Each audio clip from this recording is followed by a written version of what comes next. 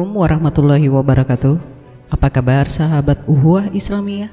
Semoga tetap dalam lindungan Allah Subhanahu wa taala serta dilancarkan segala urusan-urusan kita. Pada video pembahasan kali ini, saya akan coba menanggapi sebuah dialog antara Muslim dengan saudara Edis. Kalau tidak salah, Edis ini dari SSY ya. Mengenai topik surat An-Nisa ayat 157.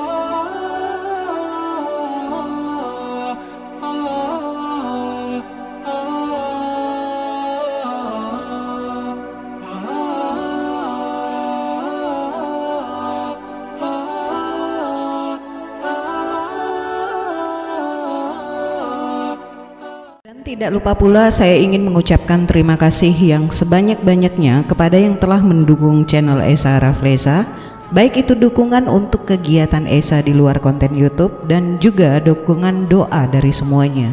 Semoga Allah SWT membalas semuanya dengan berlipat-lipat. Amin. Nah, bagaimana videonya? Mari kita lihat bersama dan tanggapi poin per poin. Check it out.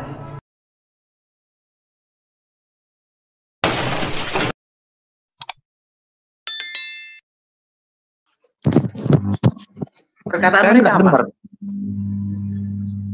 Oke, tadi kan Bang Buyung sudah mengatakan mereka berkata. Nah, perkataan mereka di situ apa? Perkataan mereka kan inna qatalnal masih Isa ibnu Maryam. Betul atau tidak? Iya, betul. Perkataan mereka. Oke, ya. Bagaimana orang Yahudi berkata bahwa kami telah membunuh Al-Masih? Iya, itu saya kira keindahan kosakata yang Anda harus pahami ketika orang Arab itu mengatakan atau Al-Quran mengatakan wa qaulihim, itu maknanya itu sebenarnya negatif. Itu mengandung, kalau umpamanya kita bilang begini kepada orang, kata dia tuh, itu kan ejekan. Iya, saya paham, paham. Kan? Nah, ketika umpamanya dikatakan inna qatalnal masih, orang Yahudi itu tidak ada yang percaya bahwa Isa ibnu Maryam itu adalah Mesia. Iya kan? Kan seperti itu. Jadi dalam termin orang yang makanya dikatakan dimulai dengan ayat wa qaulihim. Apa coba? Jadi menurut Anda orang Yahudi mengatakan kami telah membunuh Al-Masih Isa bin Maryam Rasulullah. Kata-kata Al-Masih Isa bin Maryam Rasulullah ini bukan sebuah kebenaran bagi mereka. Bukan sebuah kebenaran, gimana sih? Di sana itu ketika orang Yahudi mengatakan kami telah membunuh Al-Masih Isa bin Maryam Rasulullah, apakah orang Yahudi mengakui bahwa Isa itu adalah Al-Masih dan Rasulullah? Begitu konteksnya. Makanya saya bilang kamu harus pahami dulu konteks Al-Qur'an itu baru bicara. Itu Bang Buyung. Ini dengar dulu. Bentar dulu. Di situ dibuka dengan kata-kata wa qaulihim. Karena perkataan mereka, ya, mereka itu berkata, ya, inna qatalnal masih Isa bin Maryam Rasulullah. Yang mau saya tanya sama Bang Buyung, apakah ketika orang Yahudi itu mengatakan kami telah membunuh Al-Masih Isa bin Maryam Rasulullah, itu sebuah keyakinan mereka bahwa Isa itu adalah Rasulullah dan Al-Masih? Setelah melihat kurang lebihnya dialog tersebut dan penjelasan dari Bang Edis, kita cukup senyumin saja. Kenapa saya berkata seperti itu? Seorang Edis yang mengaku sudah berapa kali khatam Al-Quran, tapi sudah berapa kali nyungsep, saat disuruh buktikan, mencoba memaparkan ayat Al-Quran yang dianggapnya keliru. Baik, saya kutip dulu ayatnya ya. Al-Quran surah An-Nisa ayat 157 yang berbunyi, dan karena ucapan mereka, sesungguhnya kami telah membunuh Al-Masih, Isa putra Maryam, Rasul Allah. Padahal mereka tidak membunuhnya dan tidak pula menyalibnya. Tetapi yang mereka bunuh ialah orang yang diserupakan dengan Isa bagi mereka. Sesungguhnya orang-orang yang berselisih paham tentang pembunuhan Isa benar-benar dalam keraguan-raguan tentang yang dibunuh itu. Mereka tidak mempunyai keyakinan tentang siapa yang dibunuh itu, kecuali mengikuti persangkaan belaka. Mereka tidak pula yakin bahwa yang mereka bunuh itu adalah Isa. Dari ayat tersebut, Edis, ini sebetulnya saya agak malas ya tanggapin nih orang, karena Edis ini ngawurnya ngawur. Tapi tidak apa-apalah untuk menambah edukasi kita. Edis mempermasalahkan tentang bagaimana sebetulnya keyakinan Yahudi dalam ayat tersebut. Kenapa Al-Quran menyebutkan Al-Masih, Isa putra Maryam, dan Rasul Allah? Apakah Yahudi juga meyakini bahwa Isa alaihissalam itu adalah Al-Masih dan Rasul Allah? Bukankah Yahudi tidak mengakui bahwa Isa adalah Al-Masih dan Rasul Allah? Berarti ayat ini keliru dong. Ya, kira-kira seperti itulah yang saya bisa tangkap dari keluhan Edis ini ya. Sebelum saya masuk ke ayat tersebut, kita perlu mengetahui bahwa di ayat-ayat sebelumnya itu menyebutkan contoh-contoh kisah kemungkaran yang dilakukan oleh Yahudi. Nah, di ayat 157 itu adalah konfirmasi dari Allah tentang penyaliban Isa alaihissalam dan juga termasuk salah satu kemungkaran Yahudi. Tetapi oknumnya bukan cuma Yahudi saja. Belum paham ya? Saya kasih analogi sederhana begini. Esa sering melakukan tindak kriminal, diantaranya mencuri, bunuh orang, menipu, dan lain-lain. Di saat Esa melakukan kasus penipuan, Esa melakukan aksinya tidak sendiri, tetapi ada beberapa oknum yang terlibat di dalam penipuan tersebut. Jadi ayat-ayat sebelumnya dalam surat An-Nisa memang ditujukan khusus untuk kasus kemungkaran Yahudi. Tapi di ayat 157 untuk kemungkaran Yahudi ini tidak sendiri, tetapi ada oknum yang terlibat juga. Makanya Allah menggunakan kata mereka. Dan karena ucapan mereka, sesungguhnya kami telah membunuh Al-Masih, Isa putra Maryam, Rasul Allah. Padahal mereka tidak membunuhnya dan tidak pula menyalibnya. Nah, ingat ya keywordnya, Al-Masih, Isa putra Maryam, dan Rasul Allah. Dan perlu diingat bahwa sama sekali tidak ada tafsir yang menyebutkan secara spesifik kalau kata mereka dalam ayat tersebut adalah dikhususkan kepada Yahudi saja. Di dalam tafsir Ibnu Katsir, Al-Misbah, Al-Muyassar, Al-Jalalain, dan Kementerian Agama Republik Indonesia, semuanya menjelaskan bahwa itu adalah salah satu di antara kisah kemungkaran Yahudi, di mana di situ juga terlibat kaum Nasrani. Jika yang dimaksudkan kata mereka adalah Yahudi, tentu Allah tidak perlu memakai kata mereka, cukup Yahudi saja. Jadi jika si Edis menafsirkan kata mereka sama dengan Yahudi, maka sudah keliru sejak awal yang mengakibatkan kesimpulan yang amburadul. Inilah salah satu bentuk keindahan bahasa Al-Quran ya. Berikutnya, dalam ayat tersebut Allah menggunakan penyebutan yakni Al-Masih, Isa putra Maryam, dan Rasul Allah. Inilah salah satu kelebihan dalam ilmu mantik dalam mengkaji suatu kalimat. Yang pertama, Yahudi. Apakah Yahudi mempercayai Isa alaihissalam sebagai Al-Masih? Tentu tidak. Bahkan sampai sekarang Yahudi masih menunggu kedatangan Al-Masih. Apakah Yahudi mempercayai Isa alaihissalam sebagai putra Maryam? Jelas iya percaya bahwa Isa adalah putra Maryam. Berikutnya, apakah Yahudi mempercayai Isa alaihissalam sebagai Rasul Allah? Tentu tidak. Oknum berikutnya yaitu Nasrani.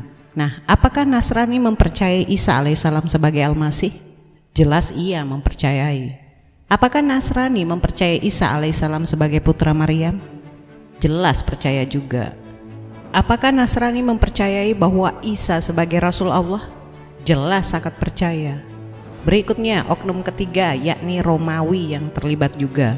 Nah, walaupun Romawi sebagai penganut penyembah pagan dan tidak mempercayai hal-hal yang demikian, tetapi Romawi percaya bahwa yang dia salibkan adalah Yesus putra Maryam.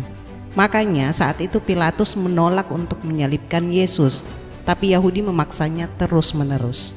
Jika sudah seperti itu, pertanyaan akan timbul kepada Edis. Dari mana si Edis menyimpulkan bahwa kata mereka dalam ayat An-Nisa ayat 157 adalah Yahudi saja?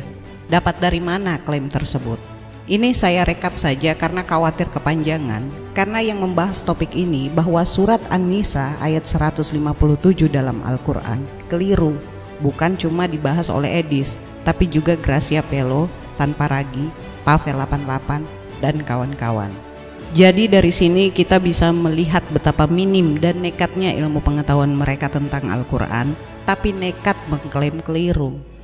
Islam tidak pernah menolak adanya sejarah penyaliban karena histori mencatat hal itu. Tetapi yang ditolak oleh Islam adalah orang yang disalibkan tersebut adalah Isa Al-Masih putra Maryam Rasulullah. Lagian pada zaman itu nama Yesus kan sudah umum. Jadi Islam di sini seperti wasit yang menyaksikan perselisihan mereka. Yahudi beranggapan bahwa yang disalib bukan Al-Masih dan Rasul Allah. Nasrani yang beranggapan bahwa yang disalib adalah Al-Masih putra Maryam Rasul Allah. Dan Romawi yang beranggapan bahwa yang disalib adalah Yesus putra Maryam yang berasal dari Nazaret. Justru secara tidak langsung di sini ada kemiripan antara Yahudi dengan Islam, yaitu tidak mempercayai bahwa yang disalib adalah Isa Al-Masih dan Rasul Allah. Maka kalimat Al-Masih Isa ibnu Maryam Rasulullah ini adalah kalimat utuh yang tidak seenaknya dipahami atau ditafsirkan dengan dipenggal-penggal. Oke, lanjut lagi. Jelas ya? Satu-satunya kelompok orang yang tidak sepakat siapa yang disalibkan adalah Muslim. Dan satu-satunya kelompok orang yang berkata bahwa orang Yahudi mengaku telah membunuh Al-Masih juga hanya Muslim karena tertulis begitu di dalam Al-Quran. Padahal faktanya tidak ada orang Yahudi di dunia ini yang mengaku telah membunuh Al-Masih. Tadi teman-teman juga udah dengar ya dari Ustadz Menachem Ali, Injil Barnabas atau The Gospel of Turkey itu berasal dari abad ke-4. Nah, sekarang ini tahun 2020 Masehi kan? Teman-teman tahu gak artinya tahun Masehi itu apaan? Tahun Masehi itu adalah tahun yang dihitung mulai dari kelahiran Mesias, dihitung dari kelahiran Yesus Kristus. Jadi, peristiwa Yesus disalibkan itu kira-kira pada tahun 33. Dan Injil Barnabas ditulis kira-kira 300 tahun setelah penyaliban Yesus. Nah, dengan jarak 300 tahun ini, menurut teman-teman, penulis Injil Barnabas adalah saksi mata peristiwa penyaliban Yesus atau bukan? Bukan kan? Nah, Injil Matius, Injil Markus, Injil Lukas, Injil Yohanes adalah kitab-kitab yang ditulis oleh 4 orang yang berbeda untuk gereja pada saat itu, pada abad pertama. Kitab-kitab itu isinya adalah biografi tentang Yesus Kristus ketika semua saksi mata penyaliban Yesus yang lain masih hidup. Kalau keempat Injil itu tidak menulis kesaksian yang benar tentang penyaliban Yesus, orang Yahudi pasti sudah menulisnya di dalam Talmud. Dan teman-teman sudah mendengar sendiri dari Ustadz Menachem Ali bahwa Talmud pun memberikan kesaksian yang sama. Yesus orang Nazaret itu mati disalibkan. Apakah teman-teman masih mau berkata bahwa Al-Quran yang ditulis oleh orang Arab 600 tahun setelah peristiwa penyaliban Yesus lebih tahu tentang apa yang terjadi daripada orang Yahudi dan Kristen? Nah, dalam video Tanpa Ragi tersebut, dia membawa Injil Barnabas yang kemudian dikompar dengan keempat Injil kanonik, yaitu Matius, Lukas, Markus, dan Yohanes, serta menyinggung Talmud yang juga mengisahkan peristiwa penyaliban tersebut. Percaya diri ya? Baiklah, kita ikuti alur mereka. Oke lah kalau Tanpa Ragi dan umat Kristen lainnya tidak mempercayai Injil Barnabas dan mencari remisan lewat Talmud dalam hal kesaksian. Sekali lagi saya tegaskan bahwa surat An-Nisa ayat 157 ini adalah ayat konfirmasi dari Allah dalam peristiwa penyaliban tersebut. Mari kita tambah bukti perselisihan paham mereka. Nah, dalam Talmud halaman 28 dan 29, Kristus disebut Otois yang berarti dead man. Seseorang anak disebut sebagai seorang Kristen kalau ia mengikuti ajaran-ajaran palsu dari orang itu atau Abodazarah. Akum dari Maimonides atau Rabi Moses ben Maimun, kelahiran Cordova, Spanyol, tahun 1135 sampai 1204, menunjukkan kenyataan bahwa terlaranglah untuk ikut serta dalam pesta-pesta Kristen dari Natal dan Paskah. Karena pesta-pesta ini memperingati talui, seseorang yang dihukum gantung atau disalib dengan terkutuk.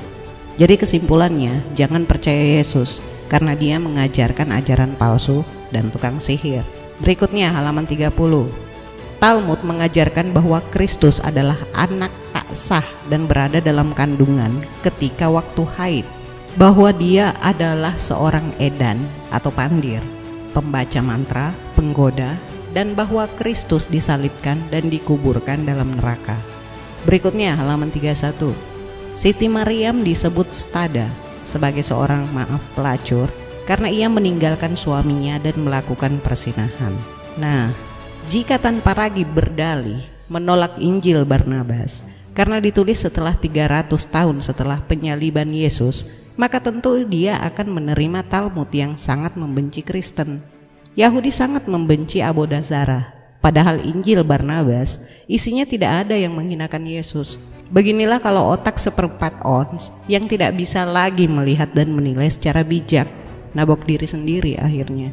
Bagaimana mungkin penganut Talmud mengakui Rasul Allah adalah seorang yang terkutuk dan dari anak seorang pezina? Mungkin saja Talmud mengakui adanya penyaliban pada saat itu, tetapi apakah penganut Talmud mengakui bahwa yang disalib itu Al-Masih Isa ibnu Maryam Rasulullah?